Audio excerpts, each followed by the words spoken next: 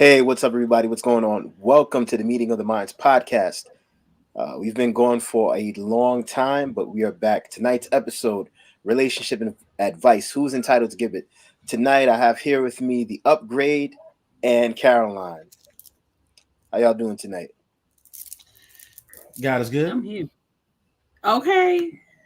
Hold on, wait. I'm not hearing y'all. Is everybody's sound working? Yeah, I can hear Caroline. Caroline can hear me. Test out your mics because I can't hear a thing. Got the volume I'm all here. the way up. I'm here. Caroline could hear me. I could hear Caroline. Oh my God, what's going on? Hold on. It happens, you know. It happens. It happens. Okay, hold on.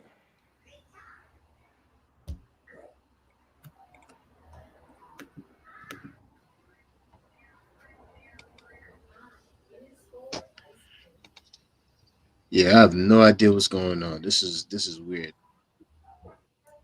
You want to restart it? Like restart your computer? Wow. All right, hold on. Damn. Bear with me, y'all. We're trying to figure out what's going on. We're having technical difficulties right now. Just give us one moment, please. Give us a moment, please.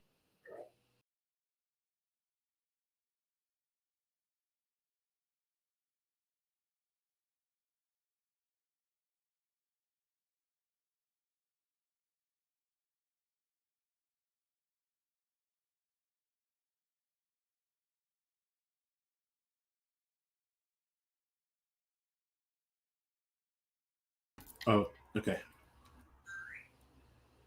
Oh, can you hear all me? right. Sorry about that, y'all. Yes, I can. Yes, I can.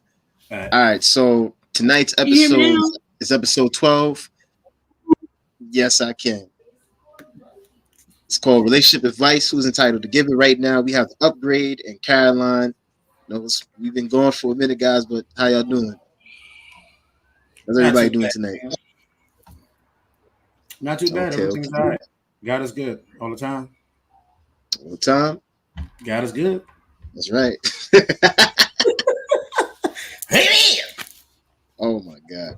All right, so let's get right into it. The first question. What qualifies someone to give relationship advice? Who wants to tackle that first? Caroline or the Upgrade? You want to go, Caroline? Let the Upgrade go first. Whatever. Nah. So, what qualifies someone to give relationship advice? Right. I would think somebody who was in a relationship before. I don't think if you haven't experienced it, you can't necessarily talk about it. I mean, people probably watch it somewhere. They probably hear somebody else's conversations. But as far as if you haven't been in a relationship, I don't think that you should be giving any relationship advice. Now, it doesn't matter if your relationships failed or not. Like if you have relationships and they failed, that's a different story. You have learning lessons from them. But as far as not being in a relationship at all, you have no say so. I don't listen to people who have never been in a relationship or their relationships are like less than a month. Like you can never hold anything like a job. You can't hold a relationship like you hold a job. It's bad. So I don't think anybody who hasn't been in a relationship or hasn't taken one seriously shouldn't be giving anybody advice. Right, I totally agree. Caroline, what are your thoughts? I think What? What is it? What qualifies somebody to give relationship advice? Yeah. Mm-hmm. I would say it depends on the situation, the issue you need advice on, and whether the person's experienced it before. Because there's some folks in relationships who have no business giving advice to anybody on anything, not even how to raise a goldfish. Okay, so I think it depends on the relationship you and the person have, and the kind of like if you can't go to this person for advice on regular stuff like interacting with your coworkers on the job, getting through traffic, how to get something fixed on your car. Your relationship with your romantic partner is one of the most, if not the most important thing in your life. You know, you want to maintain that. You don't want somebody who's just gonna leave him, leave her. You want somebody that's gonna, you should want somebody that's going to remind you of the other person's feelings, somebody who knows you well enough to be like, hey, but Carolyn, this is something that you've done before. Somebody who, you know, also has your best interest at heart. Because you can have somebody who's coupled up and booed up, but they don't, you know. Some people are miserable in their own lives, and so they want you to be miserable too. So they're gonna tell you like, nah, leave him, sis. The whole time, all you needed to do was apologize. But oh yeah, there's a whole bandwagon of people who do that. Go ahead, sis. Who qualifies to give relationship advice? Anybody. It all depends on there are certain determining factors that impact whether they able to give you advice or not. Right. Like people used to tell me, you know, when I was living and working with children, that I couldn't give anyone advice on being a parent because I didn't have kids. But I had the degree, I had the experience, and I had the job. I was like, I've been raising kids, other people's kids, longer than you've been a parent. So let's talk about this. Things like that. People tell, you know, say somebody who's single can't give somebody who's never been married can't give marriage advice. Well, they've either been in a home with married folk, seen somebody who's married in the church, been to a wedding, heard some vows, talked to a married person, been married before. I'm just saying. But, I mean, marriage is a whole different ballgame, though. Yes. Marriage is like a whole different other ballgame. Like relationship-wise, like I agree with you. Relationship-wise, you were correct when you said, you know, even people who are not in relationships, they probably, you know, talk to people, been around. But now when it comes to marriage, I don't know. If you haven't been married and been through it, and like been through, because it's a whole nother world when you've been through it. It's different when you're boyfriend and girlfriend, and different when you say, I do. That's true. And so, I mean, even like people who've been divorced, I would listen to them. I would listen to married people as far as things to go on with marriage. But then again, I would listen to people in regular relationships too, because some people, they don't believe in going to the court and going through the court. So it's like, yo, we married. You know what I'm saying? Like Duval said, you know what I'm saying? I got you, baby. I got you. I give you a will, give you the house, give you all that. I just don't want to go to the court. So I do get it. I get it. Yeah. Wait, hold on. Wait. You said I'll give you the will and the house. You talking about not going to the court? You mean a union that's like not really a marriage, but like y'all act like y'all a married couple? I mean, think about this. Think about the fact that we get married in church, but we don't get divorced in church. Right? So you get married in church, but you don't get divorced in church. So if that's the case, but then again, you can't even go to the church and say, hey, listen, I just want to do a union between me and my partner. You literally have to go get the court paper first, then to come back to the church and be like, all right, we're going to be married. You know what I'm saying? So in essence, people, you know, they go to different islands. They be having spiritual weddings and all that. Yeah. It's just when you get married here, the government's now in your business. You can't get half your love back when you get divorced. Hey, can I get half my love back? Can I get half my heart back? Nah, you know what you get? Half of everything gone. And then just everything split, gone. So especially when no prenup was provided. Oh, prenups now all day. Prenups and NDAs. How many people break non-disclosure agreements all the time? I mean, but that's another story. But go ahead, continue. No, I was done. I cracked myself up. I was done.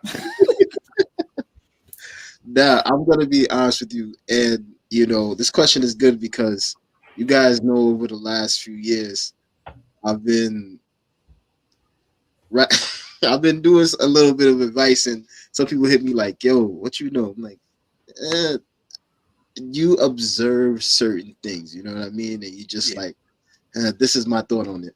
But yeah, I guess if you haven't been through it, you can't fully explain or express because everybody's experience is different. Is one thing looking at somebody's pain and their struggle is another thing actually being in it. Facts. But let's move to the next question. is there an age range for someone to give advice?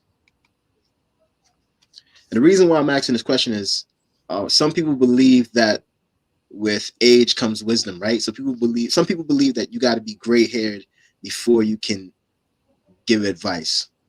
But before I give my thoughts, I want to know, what's your take on it? Anybody? I mean, listen, if you younger than, I don't know.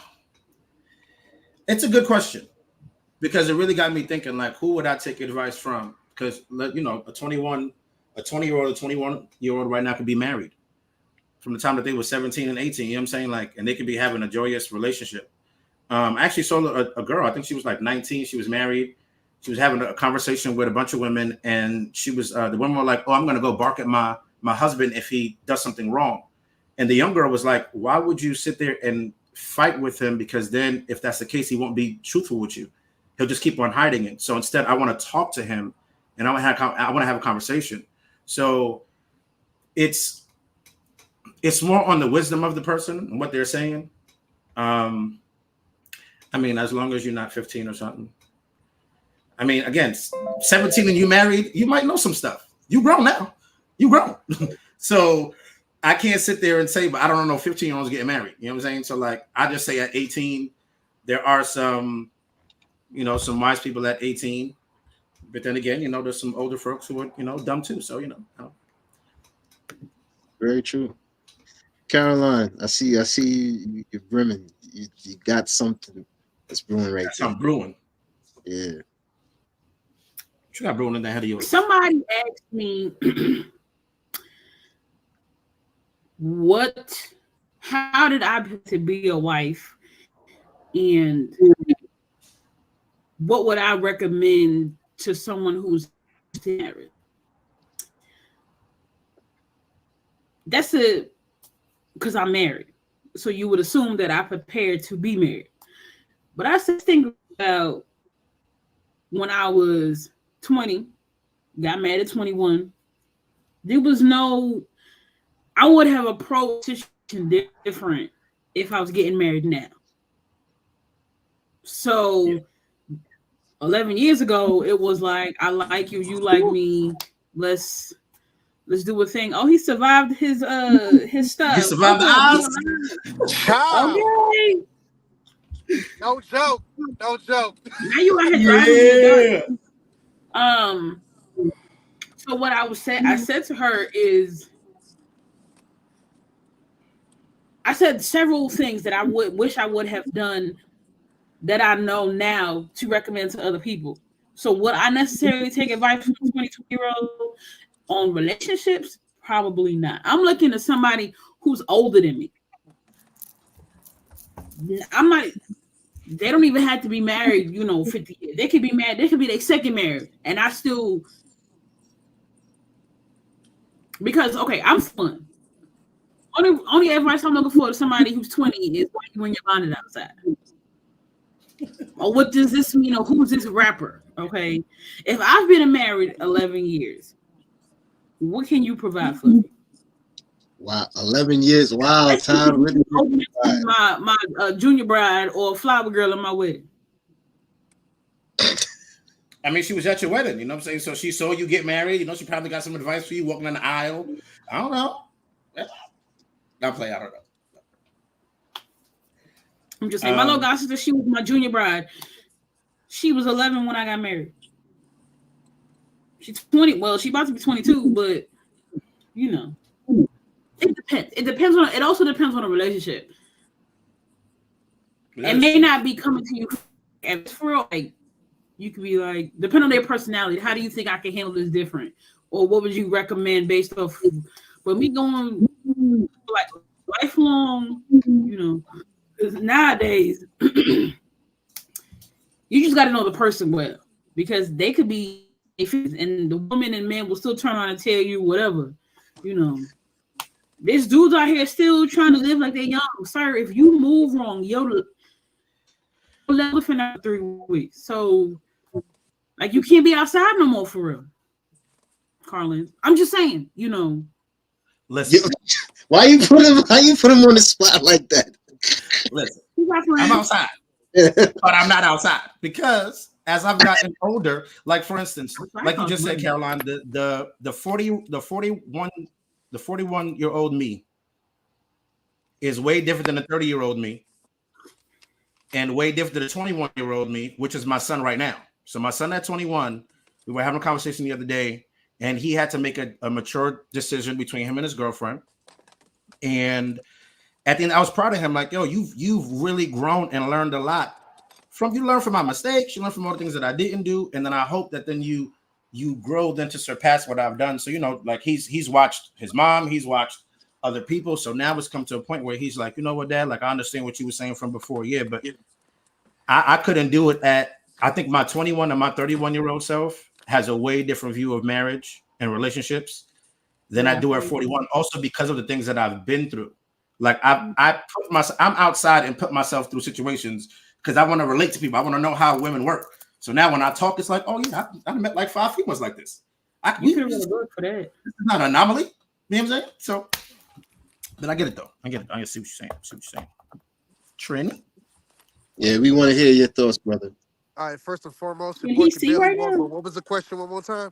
The question was, is there an age range for someone to give advice? I believe so. I mean, honestly, I can't really say yes, only because there's a lot that a lot of old people, like even when I was young, hey, how do you use this computer? And then, the old person can go ahead and give them a little advice on how to do that. But when it comes to the severity of marriage or dating or anything relationship-wise, I don't think so, because young people truthfully think they know what they want, but they don't. Because often, if you see, they are looking at social media and they're looking at the internet and they're looking at all kinds of stuff. And what they're doing is basically taking the ideologies from other people instead of looking at their own lives and thinking, you know what exactly do I really want? They don't know what they want. Look at what's happening today. They don't know what they want. They really don't. So with that being said, I believe when it comes to relationship, like serious matters, you need an adult. You need the advice of someone like my grandparents who've been married for over 65 years. Like I believe you have to see it demonstrated in order to benefit from it. Otherwise, you ain't gonna know what you're talking about. Like, okay, prime example. The saying, surviving if you don't, himself. you know, the whole saying, if you don't have any kids, don't try to tell me about my kids. I understand that now. Like, if you don't have no children, you You can't say that to me. You do not need to be coming to me and telling me what you think I should do with my child. Like, no, it's not gonna happen. So yeah, I yield the floor. Before you be on the floor. Hey, that taser is no joke. That mace ain't no joke either. Lord have mercy. Yeah. I yield the floor. I need to get home to my wife. No. She right there. I agree. You do have to see older folks and those who are well seasoned in those relationships. Because then again, I know people who were married for 30 years and their marriage was horrible, then got a divorce. You know what I'm saying? So it's like it goes back to finding that wisdom in people who are in a committed and working relationship. Hi, Shayla. Say hi, baby. Hi. Hello. She just got home from church with my mom. What's up, boys?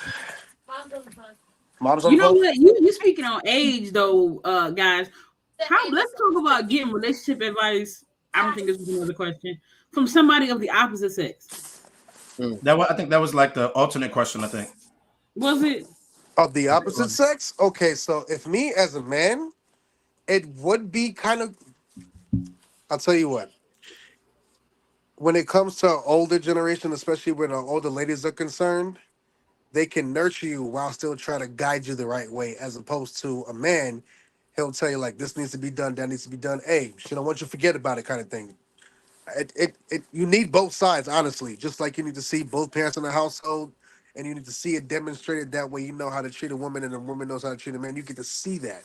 So when it comes to the older folk of this generation, and they're still married, I think it's very important to get to hear why is she acting like this? And then you can hear, well, have you tried this? Or may I suggest you do that? It's a different spectrum because you'd be like, oh, that definitely makes sense. That's how I'm able to walk outside the house and forget my keys, and I'll come back in and she's already at the door. Just here you go. You know what I mean? So On that level. yes, sir. I just feel like, you know, as a woman, watching other women just lead other women astray. Well, no, I'm like, that's not safe, you know. Birds of a feather flock For together. me, being married to a man, and sometimes you and I, we're not gonna see eye to eye, right? And like, you telling me this, but it don't make sense to me because what you talking about, right? So I feel like men and women should have people in their life or the opposite sex that they trust. Strictly platonic, because you know, folk out here believe we can't be friends with each other, but that's a whole nother podcast episode. That you can be like, hey, this is what's happening in my relationship. What you think? There's times I've called Carlin and he'll be like, I'm gonna call you back, because that's what we do, right? And then when he do call me back, we have a whole conversation, me and him arguing. We're not really arguing, but he's like, Caroline, this is what's happening. And I'm like, no, what you talking about? Whatever, keep it, right? But at the end of the conversation, you have heard an alternative perspective. He's able to like, oh, so this is what your man meant. And then when you go back to dialogue with your partner, you could be like, oh, I talked to my guy friend. These are the things he says. And so then your spouse is like, yes. I don't know why it don't happen in the conversation between me and my husband sometimes, but like,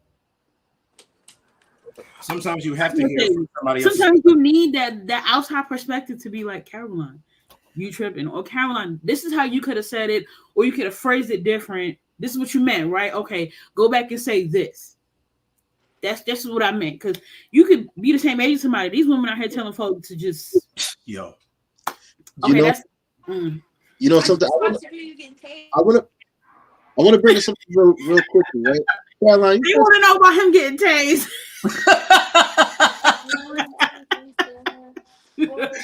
I'm sorry. Go ahead, Gabriel. You know, you brought up something months ago where I think you said you and your husband were, I don't know if you were having a game night at your house, but there was something that you did that he didn't like, and then afterwards he told you. It's not like he was in front of the people and was like, yo, I don't like you the way you did XYZ.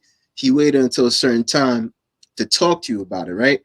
Now, when it comes to couples, I believe that there's always a time and a place to talk about something. You know, you don't have to go and blast them in front of company. You can actually do things and probably be like, yo, I don't like the way that you do XYZ.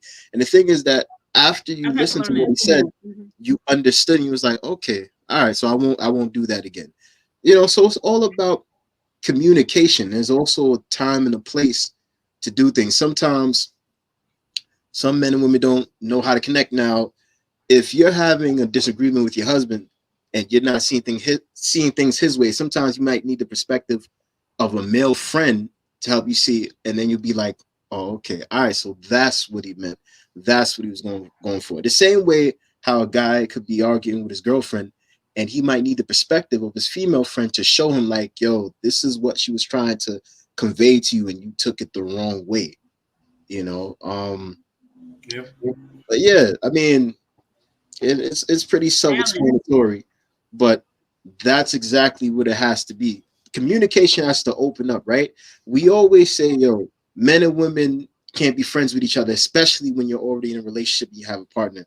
Not true. Because I have a lot of female friends, and I can always go and ask advice about something, and they can, you know, help me figure things out or whatever. Because at the end of the day, you know, when it comes time for a relationship, I'm going to know what to do, what not to do. And then there's some things that are trial and error that I'm not going to get information on. You know, some certain things you just have to end up learning on your own. Everything in life is a learning process.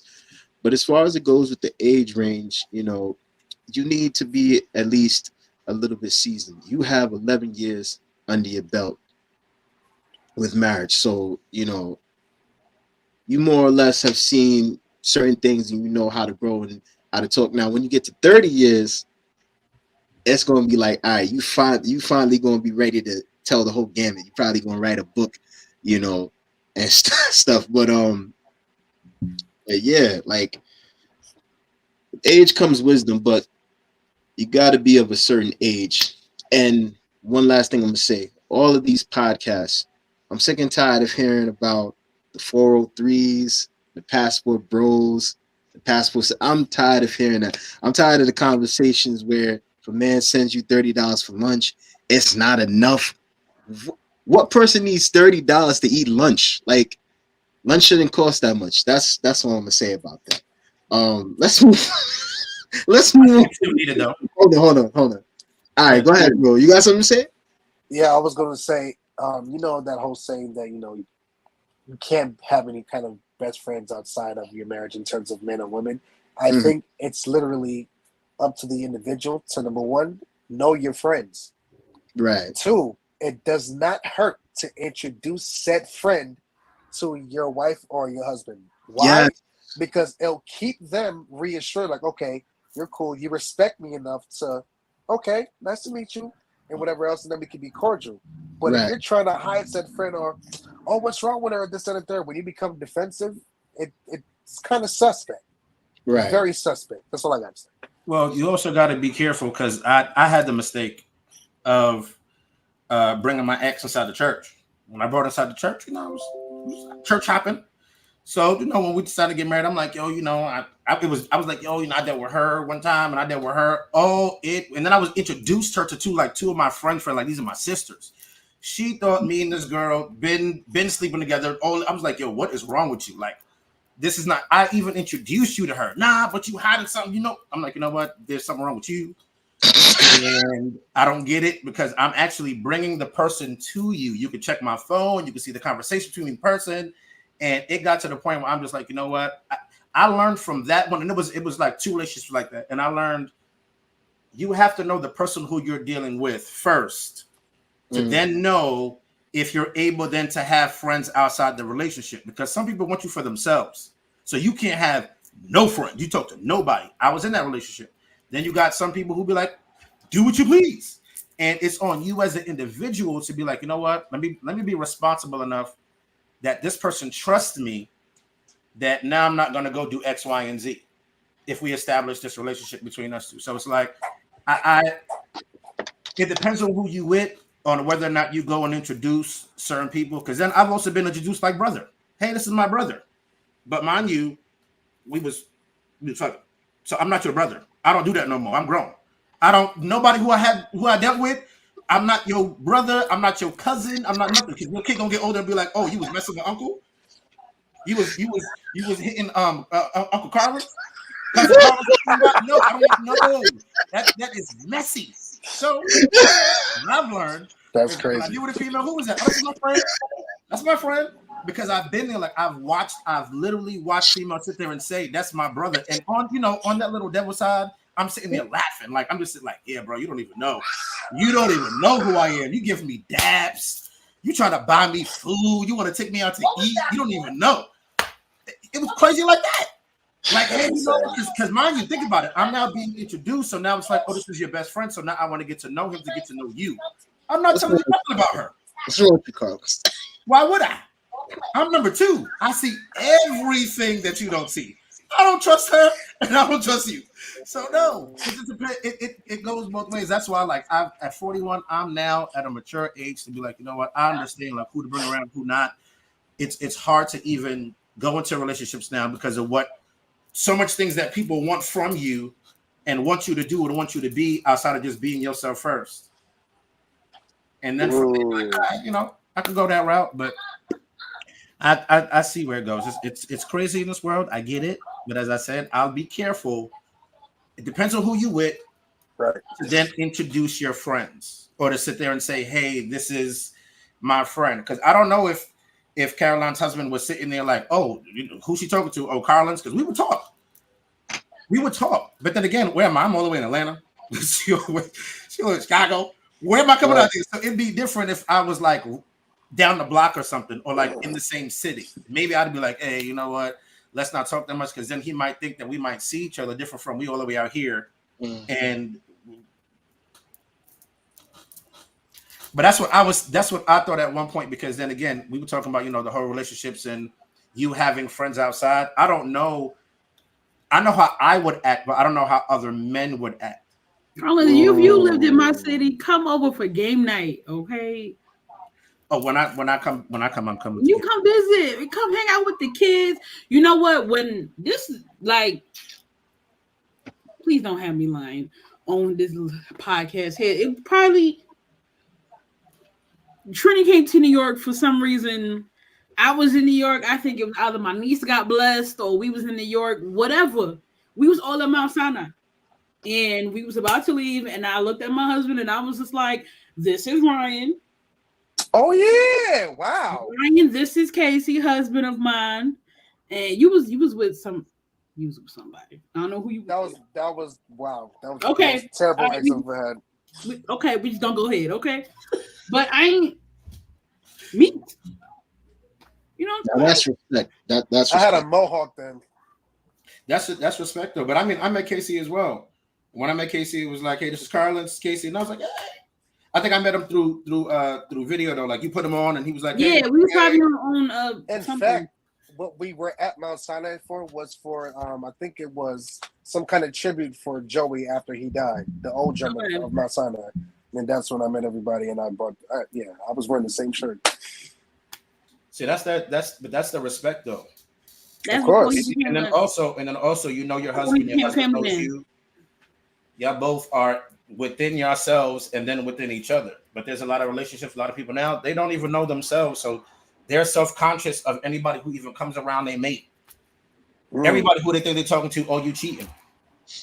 They got insecurities. If you know what, it's that all-time high right now. That Carlin, and then it's also like, I don't know if people have had experiences with, like married men hopping in the inbox or pastors being inappropriate or just married folk traveling without their spouses and being trifling.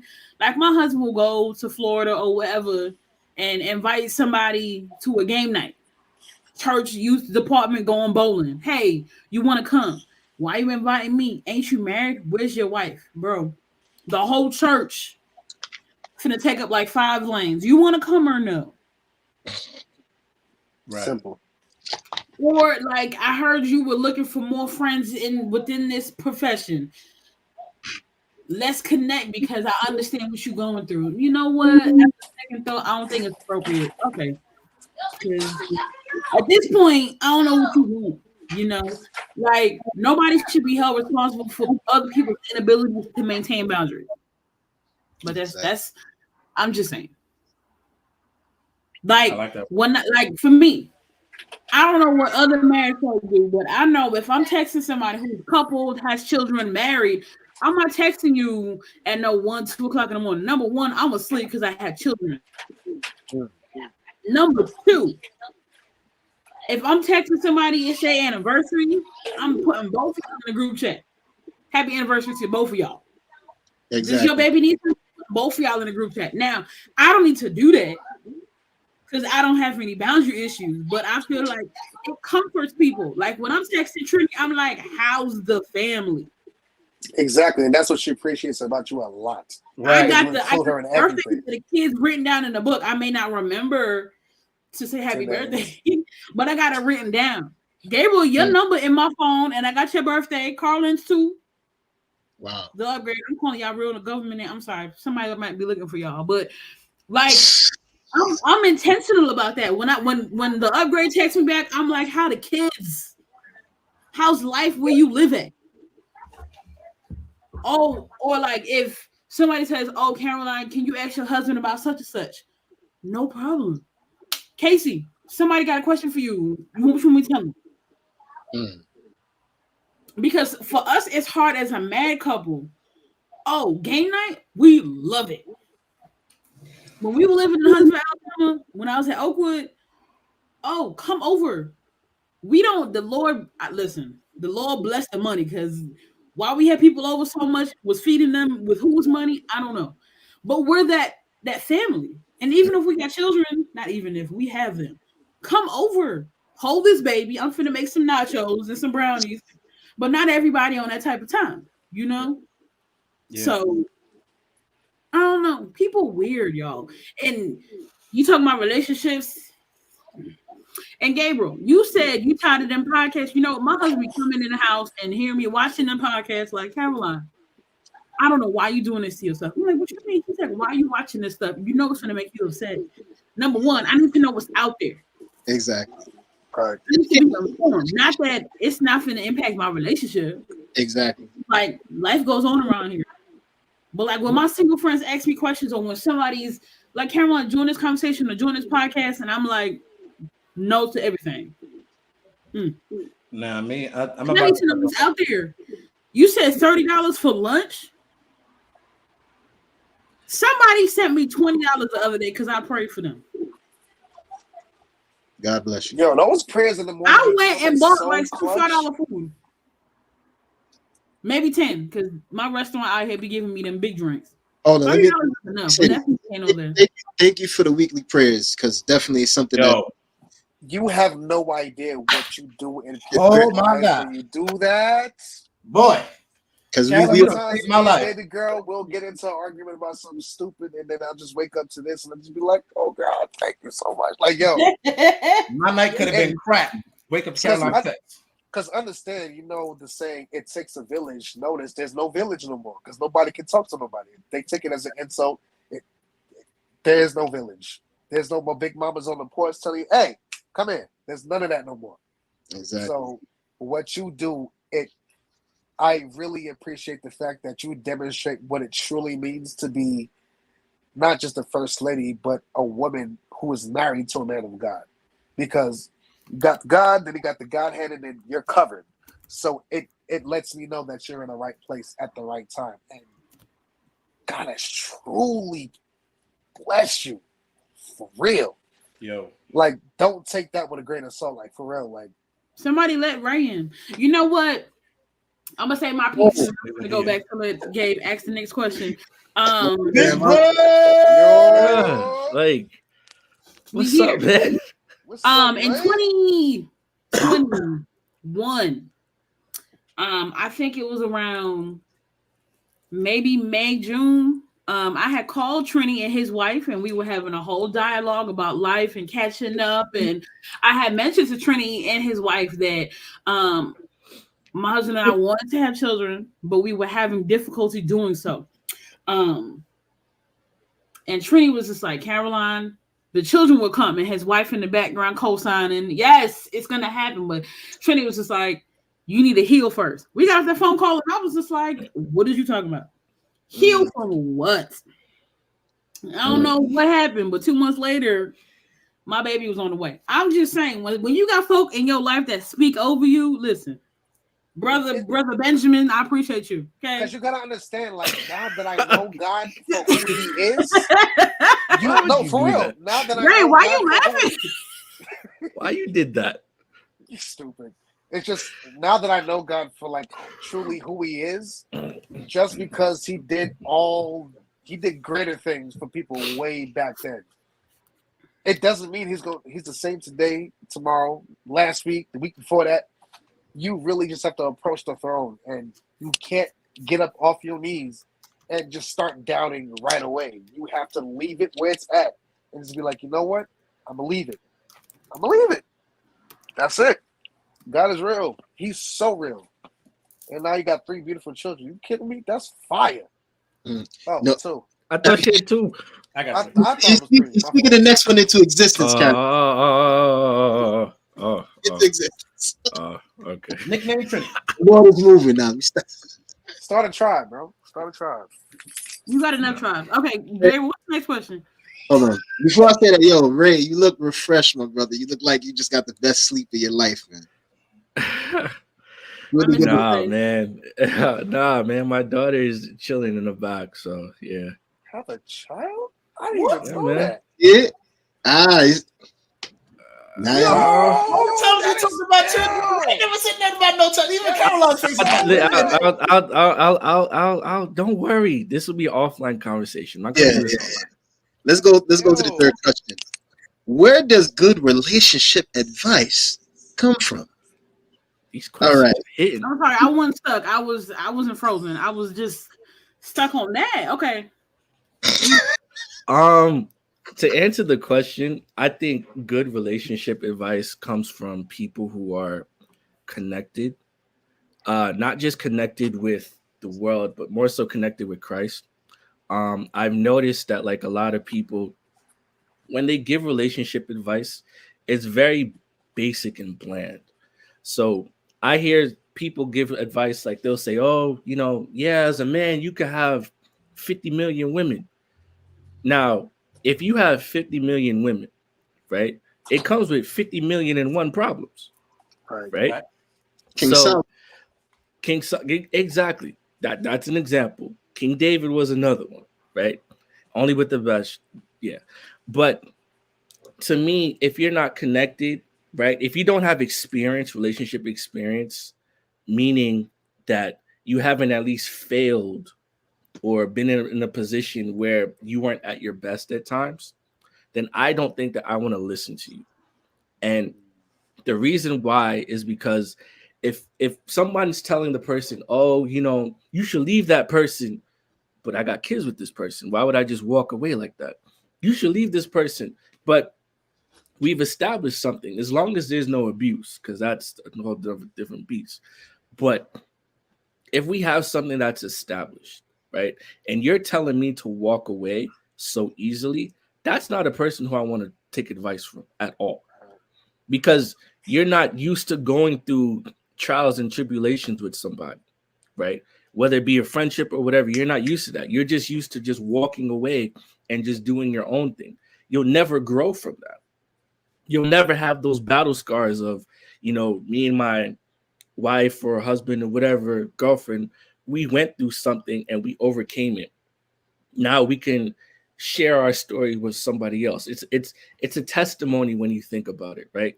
Caroline gave a perfect example. She's having a conversation with Trini, and now she has 2 kids.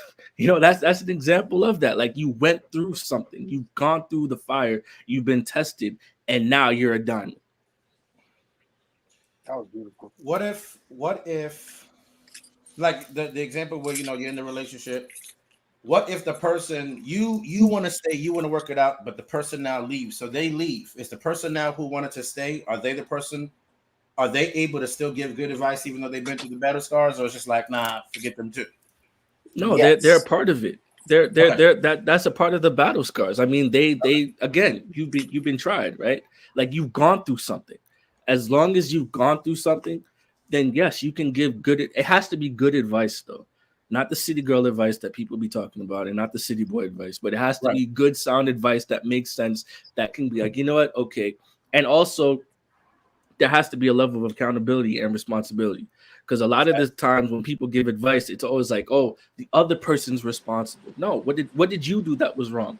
Because it takes 2 people to be in a relationship. One person can't always be the good person and the other person the bad person. There's always a crack in there's always a crack because of what 2 people did, whether it be lack of communication, whether it be lack of intimacy, whether it be lack of like, there's always something that happened because 2 people weren't connected like they were supposed to. Got it. Like that. I like what Ray said. Oftentimes, if someone is giving you advice and it's not coming from a good place, it can oftentimes come from a person that is ruined, a person that has scars, a person that has their own emotional issues or traumas that they haven't dealt with yet. And because of that, they will want you to walk out of that relationship. How many times have women told another woman, "Oh, girl, you need to leave," even though the dude is a good man and all? Secretly, she might want that brother for herself, and you don't even know. You figure, okay, your friend is just telling you some advice because they care about you. No, everybody has ulterior motives. Because if you're giving someone advice and it's not coming from a good place, what else could it be? So we have to be careful about the people that we interact with. And I'm not saying just necessarily to go to couples that are in good marriages, but also go to those that are divorced, go to those that have been probably married for the past 2-3 years, find out their perspective on how to handle things, because sometimes people will want to break for the smallest things, and it could just be a misunderstanding. It could be something simple as, "Oh, I forgot to say good morning. And because of that, the whole week, I'm not saying nothing to you. I'm just walking in and out of the house. I go to work, come back home. Like, obviously that's foolish, but there are some people that take it to that level. There are some people that are petty, that are like, oh, I'm not going to say anything until they say something first, you know? But I want to hear more from Carlin. I feel like you got something to say. What about this topic? Yes, sir. Good advice. Yeah. I agree with Ray. I think that you got to be tried in the fire. For those who sit there and say, you know, I want to. What's that famous quote that people say? I'm working on me. So when you're working on me, you're by yourself. Yeah. So you don't relate to nobody else. And so all you're doing is working on yourself. Yourself could be working on something bad. And then what you meet people, how come nobody want to be around me? Well, you was working on yourself. Instead of interacting with the world and seeing how the world interacts with you and yourself. So I've seen people who've given some good advice, and I've seen some people who've even given some bad advice. And I was like, you know what? Let me take that. Why? Because I don't want to do that. So sometimes I will also hear the bad and the negative so that there are things that I try to avoid. Because some things people might say, just like we said, some people's intentions might be good. They might be sitting there thinking that they're telling you something good. But in all actuality, it seems, it looks bad. You look at a relationship, you're looking at it like, nah, this thing don't really look so right. So there's a time where, you know, you have to have discernment within yourself. You have to know who you are and have to be balanced within yourself to then take the advice from other people. Because I don't listen to everybody. My ears are stoned sometimes. Like, if I see your lifestyle and I see how you rolling, we're not going that way. If I know that you weren't not even successful in relationships, if I know that you a dude that has mad kids, don't take care of none of your kids, just dogging women all day, we don't have there's nothing good I'm taking from you. So a person who's a panderer, there's nothing good I'm taking from you. You know what I'm saying? So advice that's online. I think some of the conversations still need to be had. Why? Because it's right now, this generation that's living, not necessarily us, but whatever generation that's here right now, they kind of going through it. And then at the same time, our kids are going to come up right behind that somewhere. So we have to know what's going on because our kids are going to go through it. You know what I'm saying? So it's like taking good advice and seeing what's good online. And, you know, some people, again, they have good advice, some they don't. I'm a person who I like to hear both sides so that I can take from both and say, you know what? I see from your bad advice how I could kind of flip it and change it because you probably don't even know certain things that I know, but I'm just taking everything that you're saying just because I just want to also hear it. I like to hear everybody's side. So, but then again, there's some people I just won't listen to just because. So just like Ray said, you know, you have to be balanced within yourself. The other person has to be balanced, and you got to know the advice that you want to take. Because right now, some people are leading the blind. Yeah, I know you asked him, but I got a story that involved him, right? So, a couple years ago, I had called Carl Lance asking for advice, right? Or we was just having a conversation, and he gonna spit advice just because it's Tuesday at the sunshine, because that's just who he is, right? I don't know if I had expressed frustration or what, but we got to a point where he was just like, taking out the trash is the man's job or something like that. At that time, we were foster parents. The trash. Yes, I remember that conversation.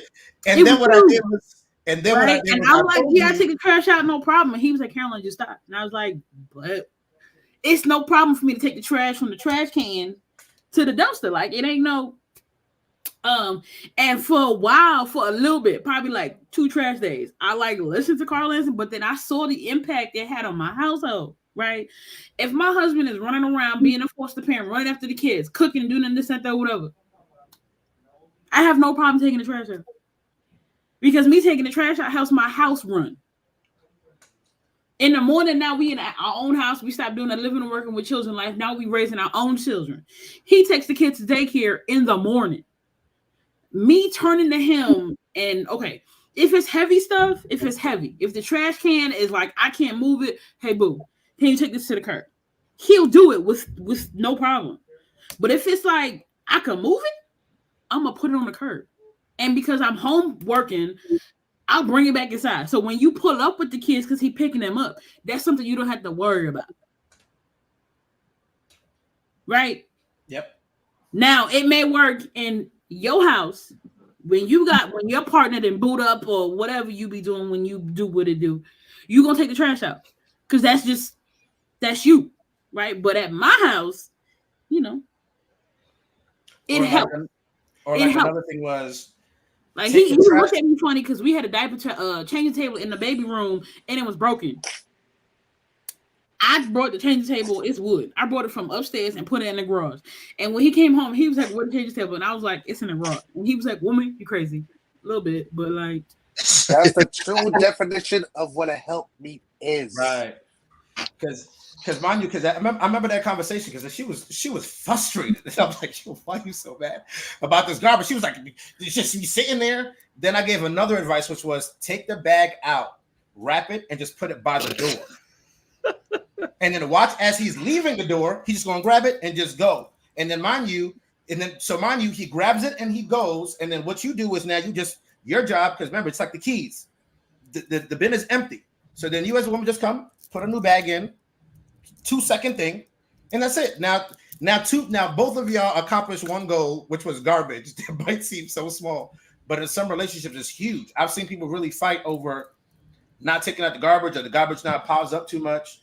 And these little things, but I've also watched it in my own house with my kids. The toilet seat being up. I have never argued with this man about the toilet seat being up. If I need to go to the bathroom, I'm putting the toilet seat down. You got to go back when you put it up. I mean, I live with women. I've learned to just put it back down after I use the bathroom. Word. That's just like, I always got screen on. Like, I just learned to go to the bathroom with the toilet seat up. Why can't you put it up? I nobody finna argue with me about that. Just it's so simple. So simple. He don't even buy trash bags. I do. But why is that expected? I mean, look, when you go to the toilet, you expect them to be one way. Like, check first before you fall in. That's what I'm saying. I think it's laziness on one part. It's true because I ain't gonna lie. There's times where I left the seat up and I almost fell in the toilet. Oh God!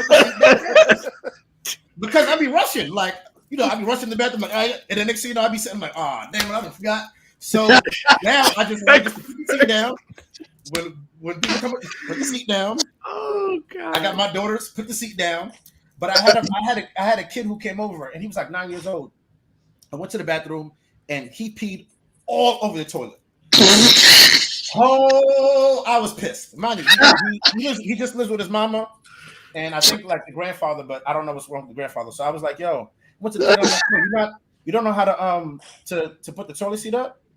So I'm like, "Your grandfather didn't tell you, your mom didn't tell you?" He's like, "Yeah." So I'm like, "Oh, you purposely being an asshole in my crib though."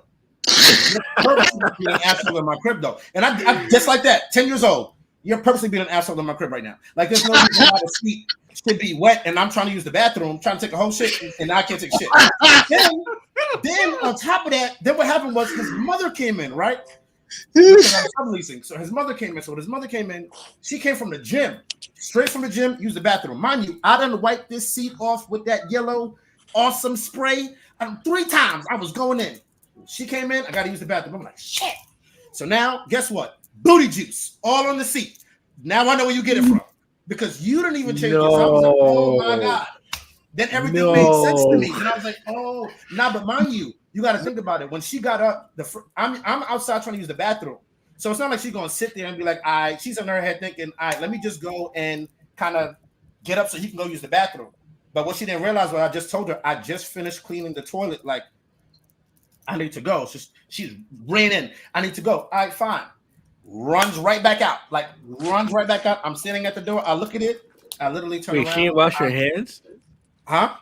She didn't wash her hands? No, she washed her hands. Oh, okay. You know how you sit in the seat at the gym after you've been sweating for a while? Yeah. Your pants is on. That's why everybody got to wipe it all the time? Yeah. All right, so think about that. Just not with the pants. Okay. And so then I had to wipe. So then I had to clean it. So then I looked back at the boy and I'm like, yo, listen. I said, what you got to do is you got to realize that when a man is giving you advice, and definitely when you're in his house, you got to pay attention. You don't want to grow up to be somebody who nobody likes you. Word. You know what I'm saying? And I even told my own son that. Like, my son knows that. Just don't be that person that nobody likes you, because then you won't get in a relationship. There's no advice you can give nobody. There's no advice nobody wants to give you because nobody likes you. If you got a dirty bathroom, don't invite me over your house. Just don't. Yes. First of all, if you have a dirty bathroom, I think if you have a dirty bathroom, dishes in the sink are different than a whole dirty kitchen. No. If I go to the bathroom and you have no soap, no extra toilet paper, I can't find a cleaning product. Please do not invite me. You sound traumatized. You a man, and you had to taste, and you had to clean up your beard, facial hair, and then clean up after yourself. No, baby, you're not ready to date. You're not ready to talk to nobody. You're not ready to have game night. Because I know you've seen that. Oh, you know that part of the toilet on the bottom, that little pole on the bottom of your toilet? If that ain't clean. Word. That little, yep. Mm-hmm. I'm telling you, I've been to some people's houses. I was like, oh my God. I walk right back. But mind you, I do things on purpose. Like, I go to your house and be like, hey, can I use the bathroom? I want to see what your bathroom look like. It depends if I'm going to enter inside what sits in that bathroom. Because if your bathroom is nasty, you might be nasty too. I don't want to go in there. Correct. You if I pull back the shower curtain, okay, that's not what the episode about. No, I don't pull back the shower curtain. No. I think like that's going into a whole nother level. I've seen some crazy tubs. Some people don't have shower curtains in their bathroom. They don't have no soap either. I mean, I ain't gonna lie. I didn't have a shower curtain for like a week or two, but I've just had. And I hope you're not on this podcast trying to give anybody advice using 3-in-1 body wash. Body wash. Irish spring. Use it for hand soap. That stuff don't work. Dial don't work either. You know, you need to get the black. Yes, brown soap, black soap, the peppermint soap. Yes. Peppermint soap. What's that? You think I still look like peppermint soap? That Dr. Bronner's. Yeah, Dr. Bronner's. Feeling like it's wintertime. Dr. Bronner's. You ever listen? I tell you this right now. If you take a shower and you don't have a ring somewhere, it ain't just full of dirt. You are dirty. Yet when you finish taking a shower, there should be something on the bottom that shows that the dirt had came off of you. You should be looking down and be like, "Oh, look at all the dirt that's coming off of me! Wow, that's amazing." I see people literally go in and be like, "Just dirt, just hey, you took it. Your bathroom is always pristine. I never seen you clean it. Never seen you clean it. Your tub is pristine. Why? Because you use certain soap that doesn't take the dirt off. It just keeps it on your skin. There's soaps like that keep stuff on your skin. You never see no dirt come off nobody. You be like, "Yo, that's nasty." It's like a protective barrier. Right. But Bronner's peels that all off. Dr. Bronner's. Let me tell you something. I don't know if those be the women. Okay. I don't know if you guys remember Cashmere bar soap. It's like an old brand. I got something to say. Say it. Those be the women that keep getting pregnant. That's because the dudes be closing their mouth. Never mind. Yo, no. At some point, I'm sorry, Gabe. We done bamboozled your whole episode. At some point, you gotta have a standard, guys. When I first started dating my husband, whole house was clean. I met his mama. I met his dad. Clean. House clean. See, women don't be giving men credit. Nah. You House talking was about clean. my crib is It was like 2 cups in the sink at his apartment, but it wasn't. I've been to some dude's house. Why your rag crunchy? What is happening?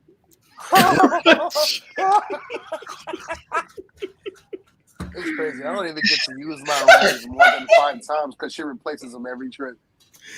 Okay, my husband be coming home and like he gotta go get a new towel because I've washed everything.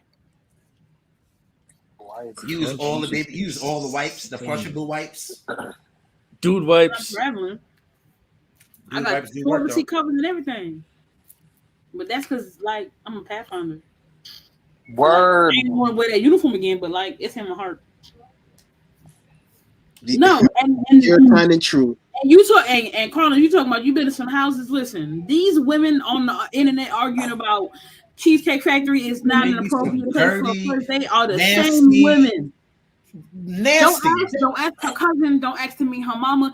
Ask to meet her cottage roommate. Oh no. Oh no. When I got to college at an all-female school, and I was bringing shower spray to clean the bottom, it was some stand-up showers. To spray on the floor, rinse it before I took a shower with my shower shoes on anyway. And somebody was like, "You cleaning the shower?" And I was like, yeah. No. You going to a woman's bathroom? Why smell like in here? This y'all trying to tell me you don't want to drink water? Please swim in some, because this. You remember Jamaica Church with the women's bathroom, them old days? Ooh, long lines. Them long lines. Before it got refurbished, I remember all of that. Yeah. Them long lines. Look like this. What is on the floor? What's in the toilet? Jesus. You walk in the living room, you see stuff on the floor.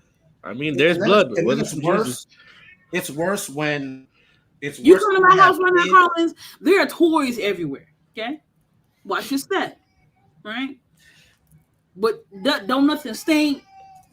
The diapers put up. Like there's no food expired out. Like it's some folks just. And when a woman is experiencing Mother Nature, should nobody know? Nobody should know. Nobody should know that you. Nope. But they be thinking though. It should be wrapped up. It should be all of it.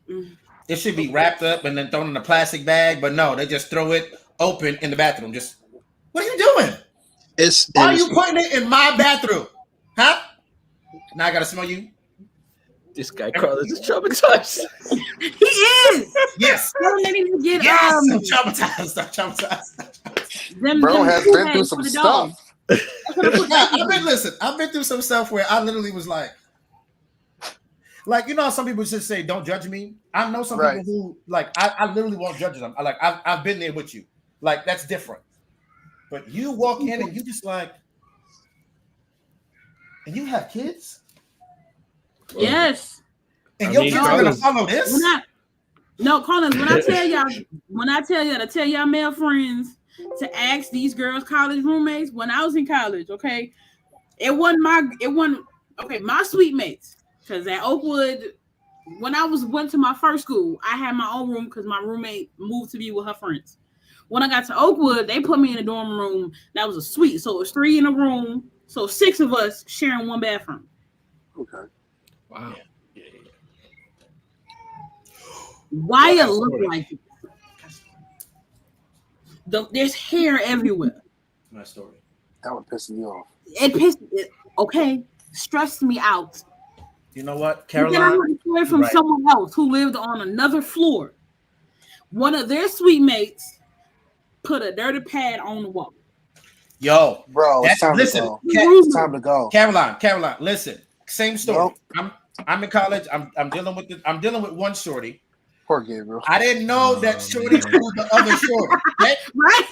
I didn't know that they were friends. Didn't know. You better not hit us in the group chat after this, okay? Oh God, I do have a story. We're gonna send a long note with him on the bus. You about to hit a Q70, whatever. Like, hey, what I told y'all was you couldn't be on here for an hour. You got this look. Hey, Gabe, you should change your name to the therapist, man, because you just having a therapy session with these guys. Let me tell you something. I was about to say, let's just run for another half hour and then wrap up. Oh, you know what I mean? Oh snap! What happened? Hi, son. Daddy calling you. He coming up the other way. Oh wait.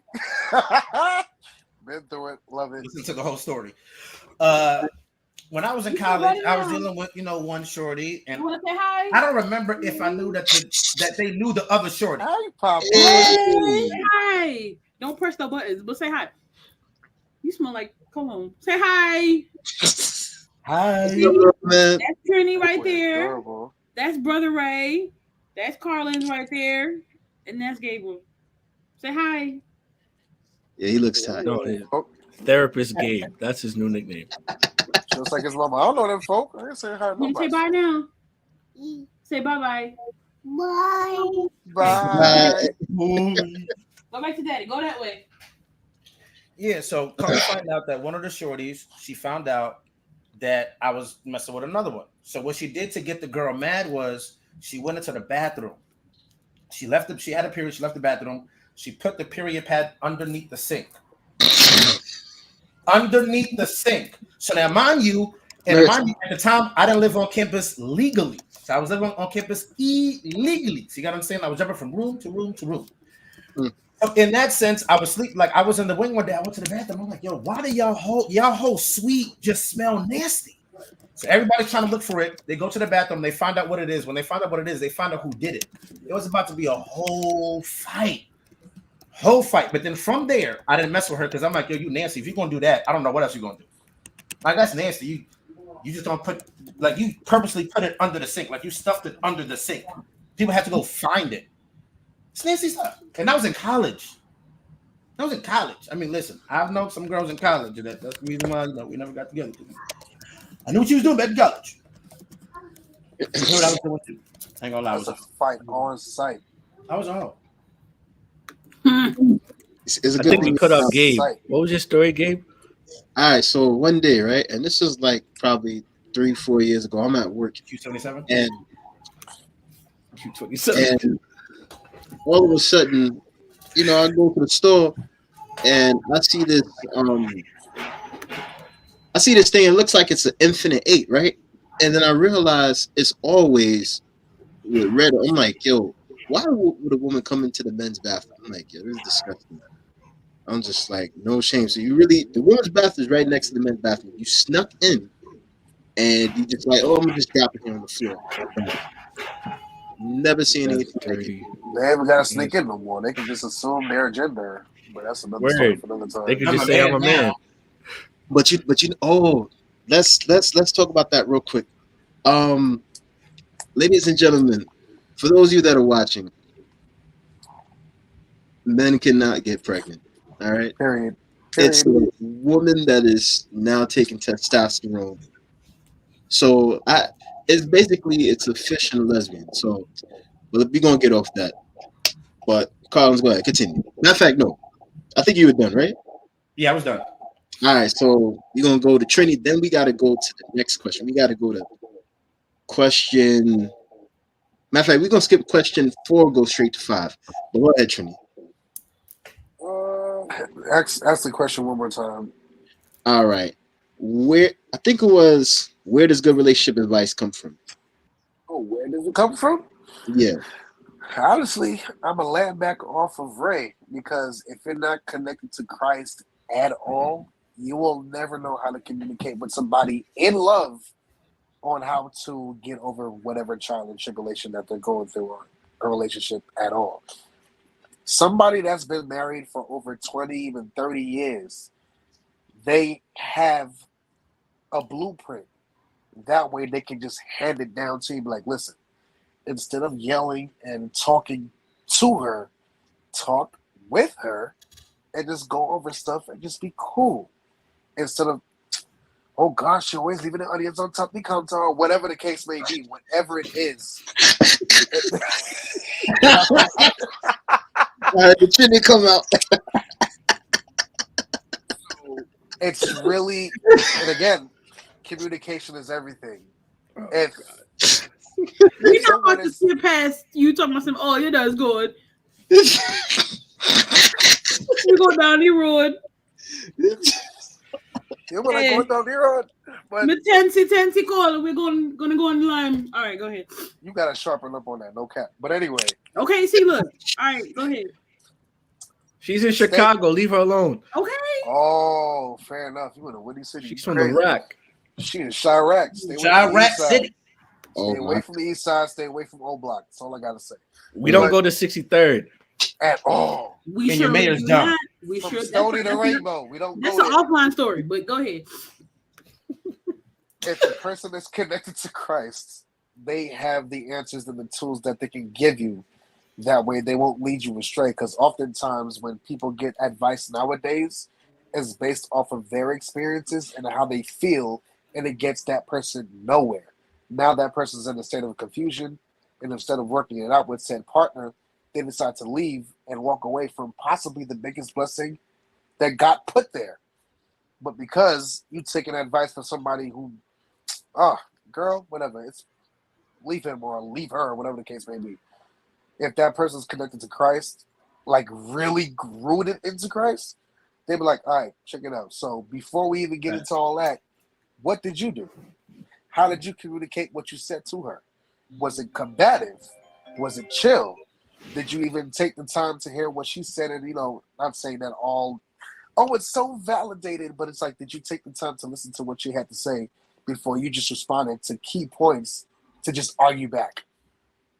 See what I'm saying? So it's really important to take somebody's word when they've been married for a longer period of time and they're connected in Christ. Because if you're connected and you know the Bible, then you should know that, the Most High ain't with that.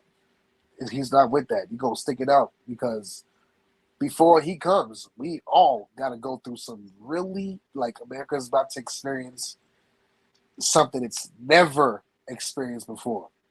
But we all got to go through that fire to get to that kingdom. I yield. Yeah.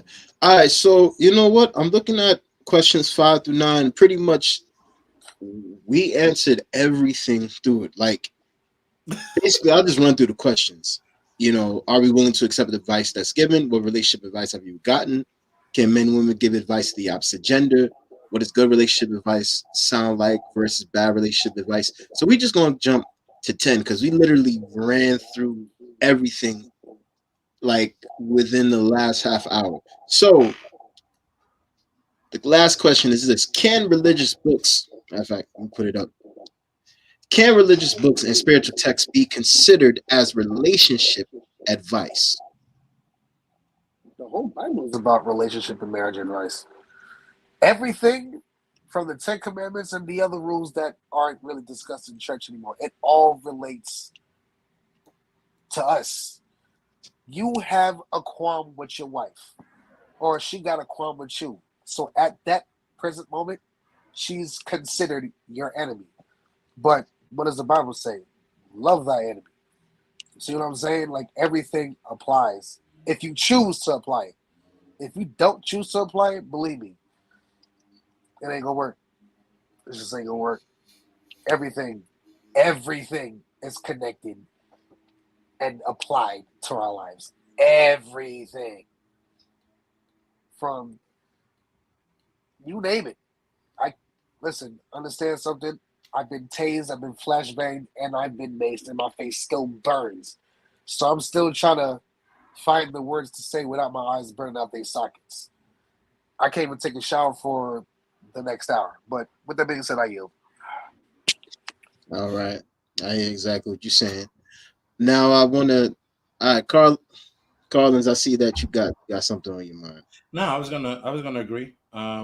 There are some texts, some religious and spiritual books, I think, that can help people out. Definitely if spiritual people wrote it and they were married and they were, in their relationship.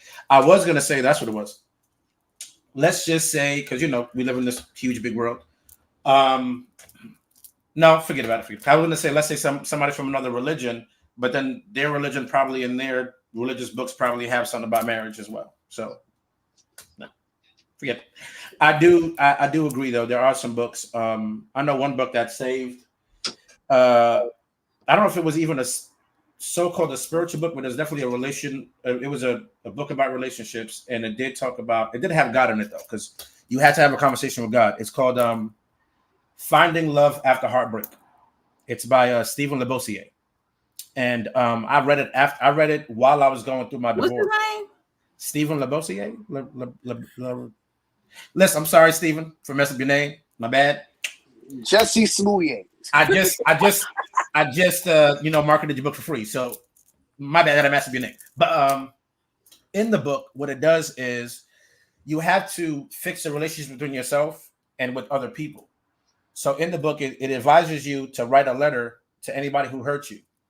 Mom, dad, brother, sister, relationships, family, and then even God. Where you have this, you literally write a letter to God. And mind you could just, hey, God, this is how I felt you did X, Y, and Z. But obviously, you're not going to send it to God. It's going to hear you. But everybody else, you're able to send out that letter. But me, I cheated. I didn't even send no letter. I just called everybody on the phone and said, hey, listen, how come X, Y, and Z? And from there, I was able to now get a better understanding why people did what they did. I was able to see from their eyes what they thought I did or what they said that I did, and I'm like, okay, I can see where that came from, and that's what allowed me to grow. But it was that's that book, and there was other spiritual books that I read that kind of had me on the right path to be like, I know where I need to go with this. But again, if you're with somebody and they don't want to do it with you, then it's a one-way street. But as far as the books go, yeah, there are some books, and again, the Bible does have plenty of examples of either being in a relationship or being in a relationship with yourself and God to then be with somebody else. Because if you ain't right, ain't nobody else right. Right. Let me say one thing. In terms of relationships, when I look at Samson and Delilah, I believe God gave Samson many warning signs to let him know, like, listen, this woman doesn't love you. All she wants to do is destroy you. But he decides in his strength and his own wisdom, he's like, she's not gonna find out my secret. And then the man let it slip. You know, if someone is against you or they're plotting against you, you should be like, yo, let me move from that person. But he thinks, oh, I'm invincible. Nothing's gonna happen to me. Man ends up getting put in chains. They gouge out his eyes, cut off his hair, and then God gives him back just a little bit of strength so he could kill everybody in that whole Colosseum thing. When he didn't even have to go through it, all you had to do was be like, yo, you know what? Let me steer clear of this relationship. There are a lot of relationships like that in the Bible. He should listen to his parents first. The first one was his parents. His parents told him, hey, don't go with that girl. Now I'm going to do what I want to go do. Go fetch her. From there, God was like, all right. Because the next girl, same thing. And then by the time I got to Delilah, it was on some stuff like, listen, like we laying here. And like the Bible has so many tips. Like, stop pillow talking. Unless it's what you're right for your husband. Yeah. But Samson and Delilah is the perfect example of stop pillow talking. Man, people are in jail right now. They dead. Why? They pillow talk. Because then the person got mad and was like, oh, by the way, because then she called them dudes as soon as she cut their hair. Who she called in the room? She was right now. They was outside waiting. Outside waiting. So you got to there's some things that the Bible shows you how to work in relationships. And there's somewhere the Bible's like, listen, if you don't have the right person, this is what you don't do. Because let's say Samson had the right person. Do you think that her knowing his hair was power, she would have cut it off, or she would have nurtured it to make sure it grew? That's a good question. Go ahead. Let me tell you something. If she was a different type of person, and she really loved this man because she loved him and not because of his attributes, it could have been totally different. But her thing was, it was superficial. It was superficial love. It wasn't real. She liked the whole package. Like, for example, right? Take a look at the Greek mythological character Hercules, right? Women love this man because of his strength and his look. That's it. There was nothing else that they found appealing. So when it came to Samson, that woman didn't love him. She was just attracted to the outside. She wasn't concerned with the heart or actually building a real relationship, because look at what she did to him in the end. You know, and you have a lot of women like that today, that they are focused on looks and financial. They don't really care about building their partner up or growing together, you know, or having kids or just being a helpmate. And we see helpmate in the Bible all the time. The women are like, yo, I'm liberated. I'm not doing that. You're going to be the boss now. Like, how does that help out the both? You know, even something as simple as the trash, right? And what Caroline says, she's like, yo, if he's doing this, I can do this. It's not a problem. But for other couples, it'll be like, yo, I took this out yesterday. You need to take it out today. It don't have to be like that. Now, the little things, the little things, the little small things matter. Like if somebody came to my crib and they cooked, let's say, and I was here, and they probably cook, and I wasn't working or doing something, let me clean the dishes. But I know some people who will literally clean the dishes as they're going. It's normally me. Right. You know what I'm saying? So there's a difference. Like there's some people who, you know, they expect you when they come in with the bags. I at least put everything away. I start cooking. These are the two. But most of the time, as soon as you come in the house, you drop all the bags, wherever they are, and then you go sit down and do whatever you do, and then now she has to go not only unload, then put it all away, and now she has to go take everything back out to go find out what to cook. Then she got to cook. That's a lot for one person. You know what I'm saying? So that balance needs to be there. And I learned a lot from my own marriage, the good parts and the bad, to learn what and what not to do in other relationships. And one of the things I realized, it was really the small things, and it was comprehension. Small things and comprehension. Well, that's my takeaway from it.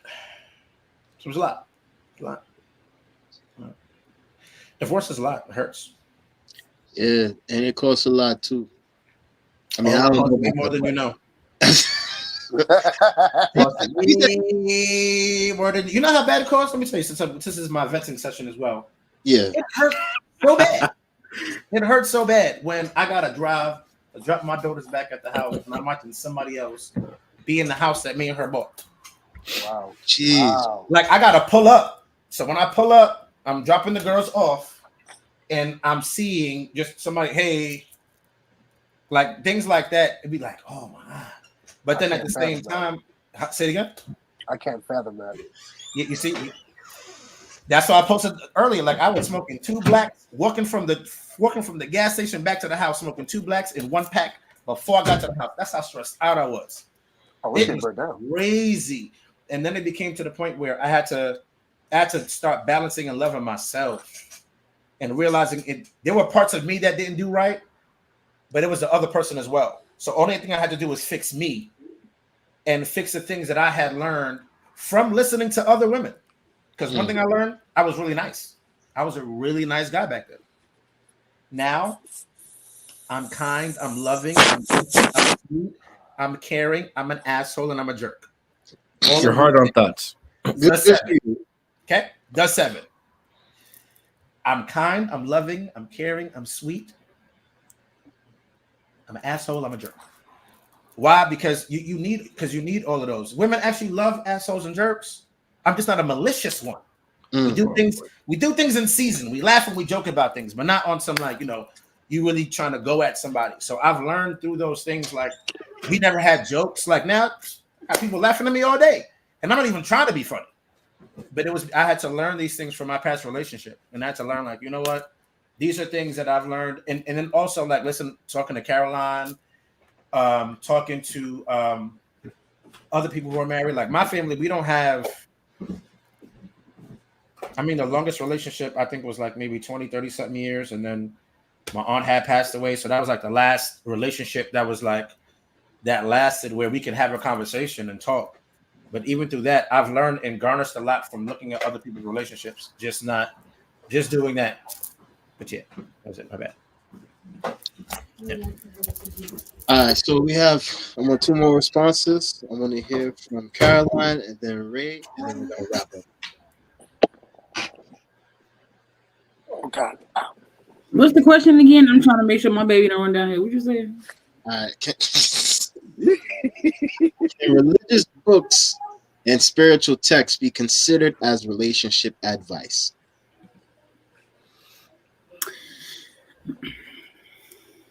Yes.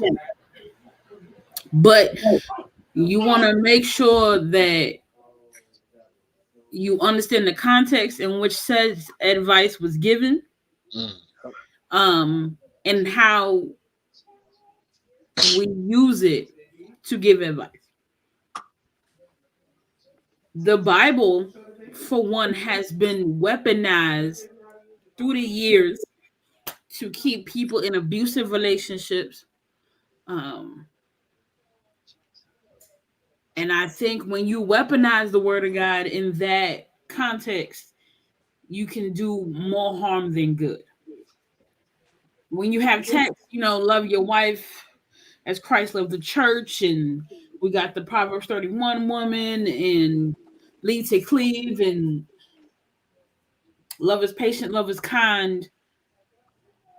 I think, and let's not forget Songs of Solomon. Things like that can really be transformative to a relationship. But when you tell somebody to stay in a relationship, even though they getting their head beat because nobody cheating, that's a problem I have. It's crazy you say that. This is just to interject because it's just people often they only read the text of their point, but they never read the rest. Like for instance, don't judge me, but if you read the rest of that, the Bible says as long as it's a righteous judgment or a righteous guidance, or you know what I mean. There's so much, but yeah, that totally made sense. So can they be used? Yes.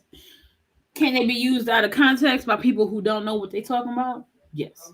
So people need to be careful when you start trying to use the Bible and other spiritual texts to give advice. Which is true. Besides, the Bible also gives instruction that if somebody breaks their marriage contract, depending on what was done, you can leave freely. And that can include cheating and having a child while on a break. I don't believe in that. Either that's correct. You're not. If we on a break, we have broken it. Yep. I believe that. Yep. Like, period. When a woman says that, I've learned she's looking for other options, already has that option, and is looking to see if she can last with that dude over you. And when she comes back and give you that sob story, bro, it's been over. It's been over. It's done. Yeah, it's been done. But what about when just to be there one time and then go on this woman? What happens with what? I said, what happens when a man is like, yo, I'm on a break. Oh, but I got this girl pregnant. She's 5 months now. That's his fault. You can go be a dad. I'm out. Go be a dad. Accountability. That's it. Yeah. But you see, the problem is that men and women, when we talk about these things, everybody's like, oh, it's a double standard and stuff. But here's the thing. It's wrong. Like, for example, it's wrong for you to be 39 and having a baby by the 22-year-old. Yeah, it's weird. Yeah, that's just wild. Like that, you saw him grow as a little boy. That's your son's friend. Like, are you kidding me? She did that on purpose. But people was like, yo, if it was a dude and a young girl, everybody be in an uproar. Here's the thing, in jail. Grow up with both of these things because and canceled. That's wild. Double standards. They're real. You know these women. You know. And you know what? Kevin Hart's ex, because I don't want to say the name. She basically was like, "Oh, go ahead, girl, do you?" I'm like, seriously? That's what we're doing out here? We're not holding each other accountable? Like, what about the spiritual maturity of this man? Is he ready to handle something of that magnitude? Age don't mean anything if you don't have the wisdom behind it. No, he not ready, but he's finna pay for the rest of his life, though. Yep, exactly. He was looking for that. She got that at his bread. She got, and then mind you, think about it. He's not 30. Mm-hmm. He's 22. He has about like a good 10, 15 years in the league. 35 is normally what people leave. 40, you pushing it. So right. She got him. She was like, yeah, let me go get him when they're young. Let me go. Okay. It stays good. Now, if we go do that, it'd be different for us, but 18 years, let them go. We'd be like, all right, whatever. I mean, I had to tell my son is 21. I told him, I literally sent him the picture of Dre and the dude, and I'm like, please don't do this. Please don't be the dummy. Please don't be the dummy to sit there and get somebody who's way older than you pregnant.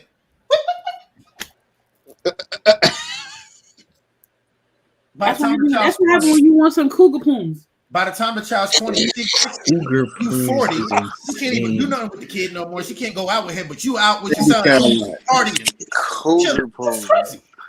Your mama dying. Your mama in the bed. Breakfast. And you out with your dad. You and your dad literally living your best life. That's like me and my son, we're 20 years apart. So right now we can go out to the club and be like, all right, everything, even though I wouldn't do it, but you know what I'm saying? Like we can go out and be all right and be all good. Different from now my mama being 40. Like if I had a child now, I wouldn't even have one. I don't even know if I want one now. 41? Nah. By the time now I'm day 20, I'm 60. Yeah. That's a lot. I already did it with Isaiah. That's wild. Yeah. I already assumed the 40-20 thing. And then I have 2 daughters now that are 5 and 8. I done started all over again. I don't know if I want to do it again. You got to be a real special, and not special, but special woman, Yo, why did you? There was no need for you to do that. Why did you do that? You know what? Let me stop laughing. Yeah, That's not fair. That's not right. That's not right. Okay, Gabe, whenever you feel like ending the live, don't let him leave. I want, since we speaking on something. So Ray, you the last one, brother, and then we gotta wrap up. The question is, can religious books and spiritual texts be considered as relationship advice? All right, I'm gonna keep this short and simple. It can be once it's used in context, and it also can be once the person who's reading it or saying it has an understanding of what they're reading or saying. That's just pretty much it.